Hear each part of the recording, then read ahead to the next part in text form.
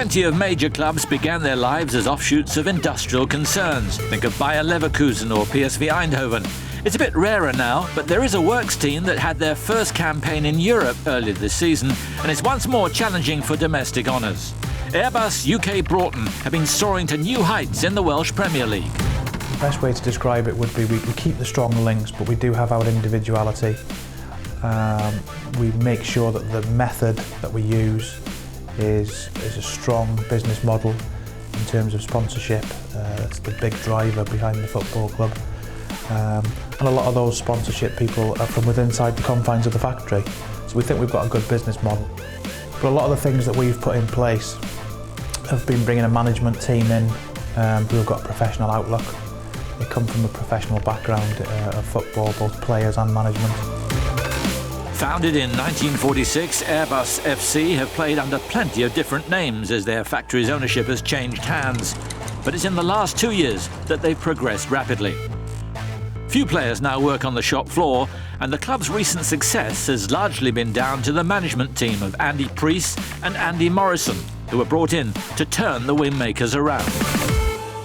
This is such a young football club. That's the difference, and a lot of its history is to come, and hopefully we're starting to write those bits of history.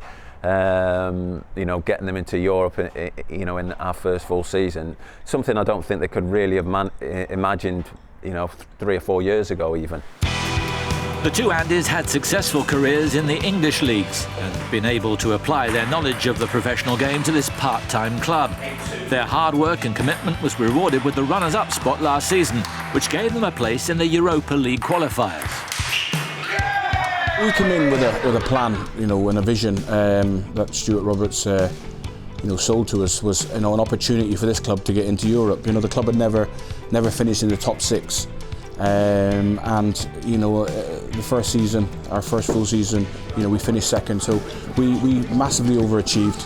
We didn't think it would be realistic for us to do it as quickly as what we did.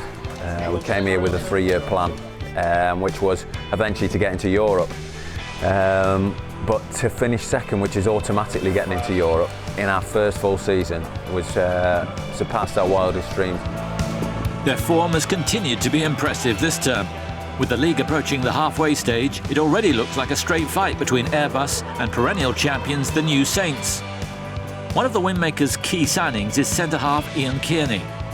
He moved from English non-league side Northwich and was one of the numerous signings who helped Airbus burst from mid-table to contend for honours. It was the first time a lot of the lads had played in this league, so every away game or every home game was obviously something a little bit different to what we'd experienced. It was a fantastic result. A lot of people would say that we overachieved, but I think with the squad that we've got, I think we all believed it was something that we could achieve. Airbus UK is located little more than a kilometre from England, not far south of Liverpool.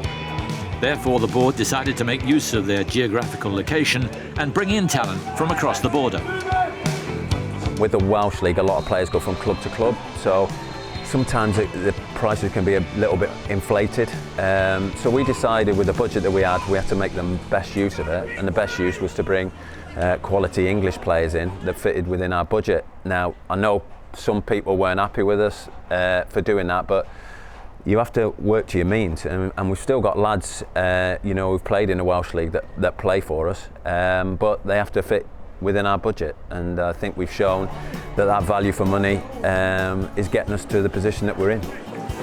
But while the players and management team have undoubtedly been vital to the Wingmakers' rise, this club has also retained much of its off-field culture, something that derives from its origins in the workplace.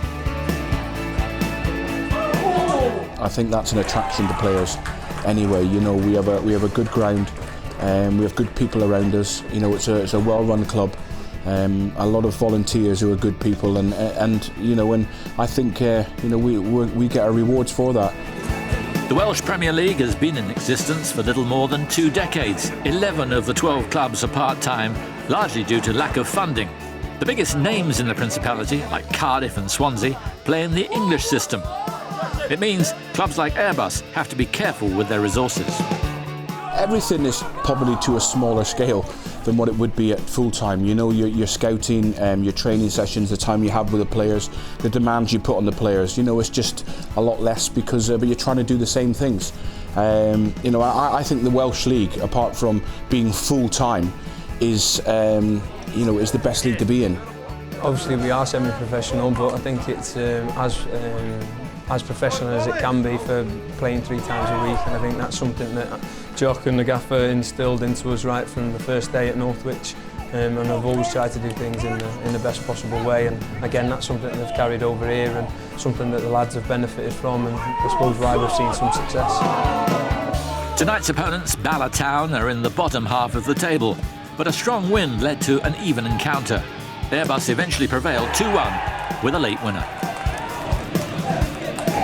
We've managed to keep a lot of the squad together from last year, who've obviously had the experience of this league now, and then I suppose just to take every game as it comes, because the games, I say, they come quick, thick and fast, and we've had a great start to the year, so hopefully we can maintain that now, and as I say, keep in touch with TNS and hopefully push it to the wire. There's still a long way to go. After 22 matches, the league splits, but Airbus UK will certainly be in the group duelling for the championship. This season, the Wingmakers intend to fly higher than the rest.